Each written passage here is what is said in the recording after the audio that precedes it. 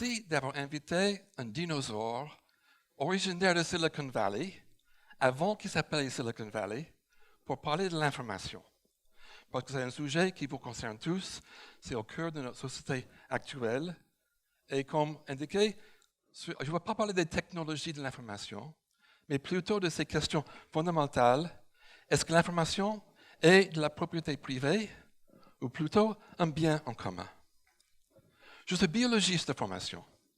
J'ai étudié dans mes recherches les récifs coralliens pour essayer de comprendre comment est-ce que des milliers d'espèces de toutes sortes pourraient se mettre ensemble pour construire ces merveilles de la nature qui sont les récifs coralliens.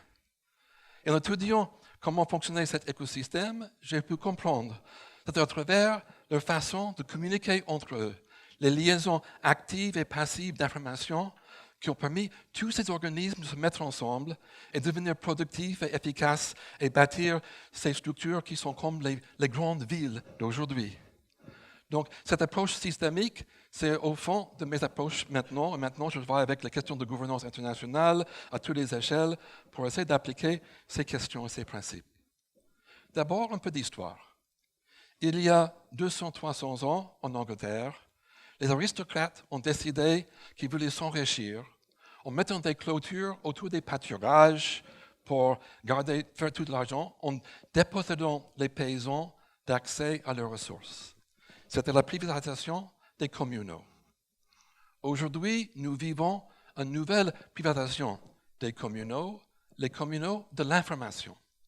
Mais ce n'est plus les aristocrates, c'est les grandes multinationales qui ont bâti leur fortune sur les technologies d'information, qui sont en train de nous exploiter, d'aspirer toutes nos données, de nous rendre même dépendantes de leur système. J'ai lu il y a 2 jours, en Angleterre, la personne moyenne passe 3 heures par jour sur les réseaux sociaux. Et on sait, si vous cliquez sur un like sur Facebook, si vous envoyez un tweet, ça touche le même centre de plaisir dans le cerveau que la cocaïne. Et c'est bien connu de ces organisations comment cultiver cette dépendance pour nous rendre une partie de cette collecte de données qui nous permettent de faire le big data, avec lequel ils décident quelle publicité va nous cibler pour devenir des consommateurs dépendants et passifs des produits. Et donc, on est manipulé par tous ces processus. Et c'est la question éthique. Où est l'intérêt commun dans ce système tel qu'il est pratiqué actuellement? Ça pose des questions éthiques à différents niveaux. D'abord, est-ce qu'il existe un droit d'accès à l'information? Ou peut-être est-ce qu'on peut distinguer entre l'information auquel on a droit et d'autres informations, peut-être plutôt les divertissements, pour lesquels il est logique qu'on devrait payer? Mais pour ceux qui sont trop pauvres pour accéder à l'information, est-il préjudiciable pour la société qui n'en ont pas accès? Vous savez aujourd'hui qu'on est dans un monde où les inégalités entre les riches et les pauvres deviennent de plus en plus importantes. La moitié de la population de l'humanité est très pauvre et quelques personnes, souvent avec les fortunes battues sur l'information, les technologies d'information, sont devenues énormément riches et ça déstabilise la société.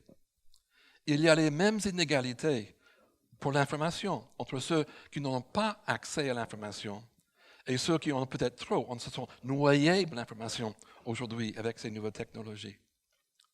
Deuxième question. Pour la création de l'information, pour la créativité et l'inventivité, est-ce que la seule motivation, c'est le profit? Parce que tous nos systèmes actuels, mais il fallait rendre ça privé pour que les gens puissent en profiter, sinon ils ne vont pas inventer. Mais n'y a-t-il pas d'autres motivations? La curiosité scientifique, ou peut-être de vouloir rendre service aux autres, ou avancer la civilisation. Où est l'intérêt général dans tout ça? Et comment cultiver cet intérêt général? Pour l'individu, c'est peut-être plutôt une question éthique. Si quelqu'un veut simplement être riche et puissant, il va essayer de récupérer le maximum de richesse pour poursuivre ses buts. Si par contre on veut avoir une vie qui a un certain sens, une certaine valeur, on veut rendre service aux autres, on serait motivé à travailler autrement. Mais pour les entreprises, aujourd'hui, la seule motivation est le profit. Est-ce normal que tout se fait pour augmenter leur profit et sans penser au reste? Faut-il peut-être pas les donner aussi une motivation sociale, une responsabilité sociale, pour qu'aussi ils sont responsables de servir la société? Quelques exemples. Nous avons un système de propriété intellectuelle qui est organisé par l'Organisation mondiale de propriété intellectuelle de l'ONU à Genève. C'est eux qui s'occupent des systèmes des brevets, des marques déposées, des droits d'auteur, etc. Ils ont toujours un débat, est-ce normal qu'on rende tout ça privé et ils n'ont jamais pu vraiment répondre à cette question. Ils essaient de trouver un certain équilibre. Mais si on voit par exemple les cas où il y a un médicament breveté et la compagnie qui le fabrique le vend très cher, parce que c'est le brevet, c'est le propriétaire actionnaire, mais quelqu'un qui est trop pauvre pour payer le médicament, il va mourir parce qu'il ne peut pas. Est-ce normal que les gens meurent pour défendre les dividendes des actionnaires? Il y a quelque chose d'éthique de ce don qu'on n'a pas vraiment réglé.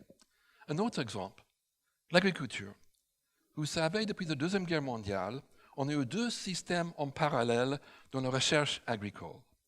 D'un côté, il y avait des centres de recherche agricole dans le CGIAR qui ont créé des banques de semences qu'ils ont partagées librement entre les différents centres de recherche pour trouver les croisements les mieux adaptés à chaque situation.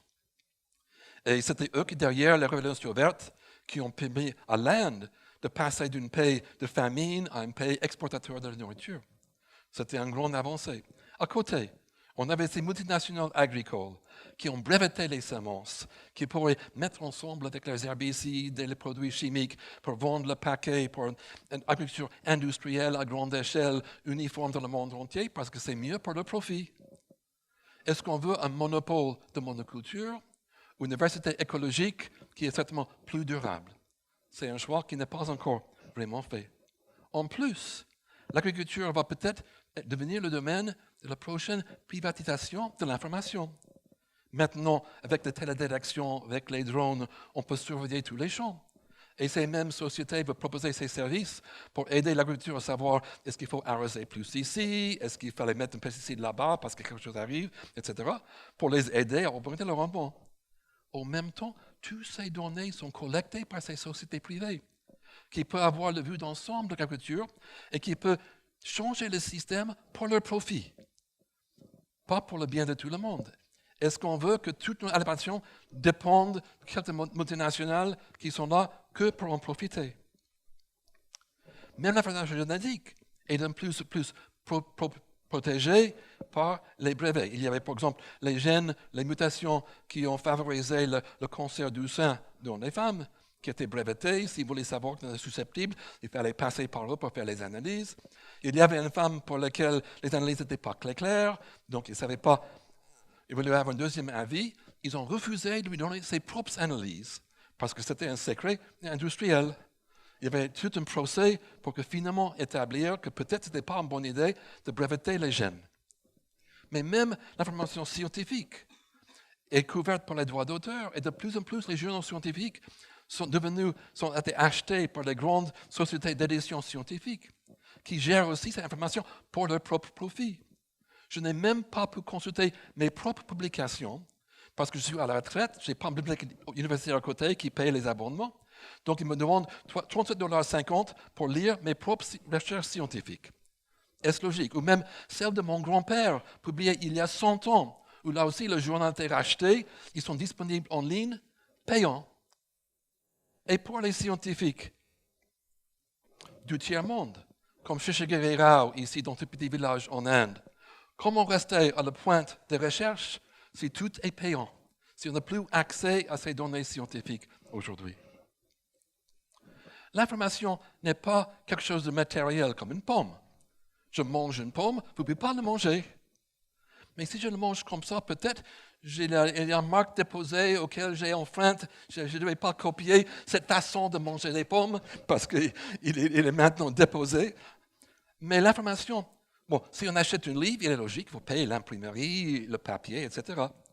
Mais c'est peut-être dématérialisé.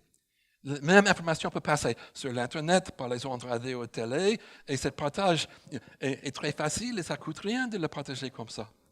En plus, le partage de l'information augmente la richesse. Si 1000 personnes lisent un papier scientifique, ils sont tous enrichis. Si 1 million, ils sont tous... Et l'information ne perd pas en valeur, n'est pas consommée. Au contraire, il est enrichi le plus qu'il est partagé. Ça, c'est l'utilisation. Et ce partage d'informations, c'est utile pour toutes sortes de choses. Ça permet la transparence politique.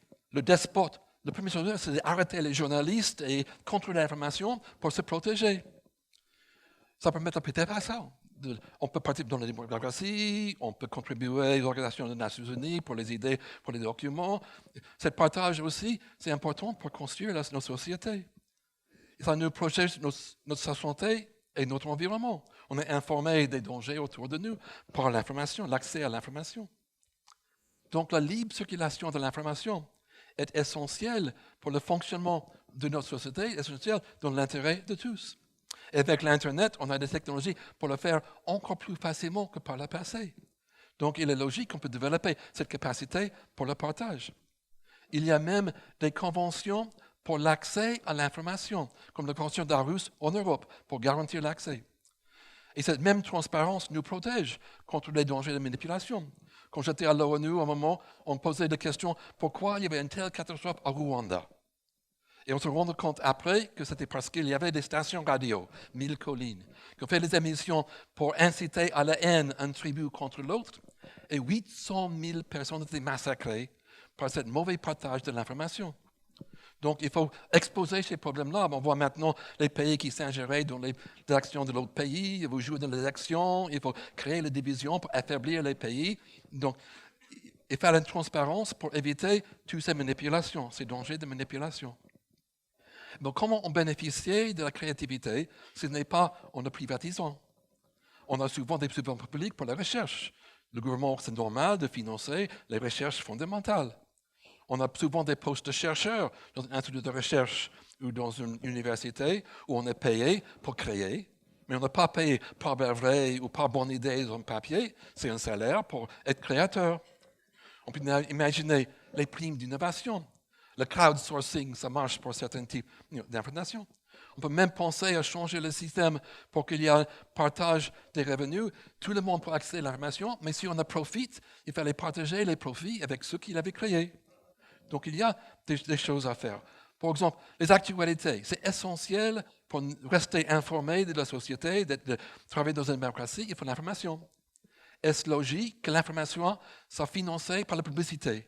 Pour nous bombarder avec des messages dont on n'a pas envie, pour des choses qu'on ne veut pas acheter, etc., pour financer un travail si important pour la société. Le Guardian avait décidé de faire autrement. Ils ont mis en ligne tous les articles. Une petite annonce au fond. Si vous avez apprécié l'article, si vous aimez nous aider à vous informer, s'il vous plaît, contribuez. Maintenant, ils reçoivent plus d'argent pour les contributions volontaires qu'ils ont reçues avant par la publicité. Donc, ça peut marcher. Donc, pour revenir à cette perspective systémique, les systèmes les plus évolués, les plus complexes, les plus productifs sont ceux qui ont des réseaux de communication et de coordination les plus diversifiés, les plus riches. Donc, c'est l'information qui met ces sociétés de fonction. C'est un récif corallien, une société actuelle. Donc, limiter la circulation de l'information ralentit l'avancement de notre société. Je vous laisse tous, de votre génération, d'innover pour trouver des solutions à toutes les questions que je vous ai posées cet après-midi. Merci.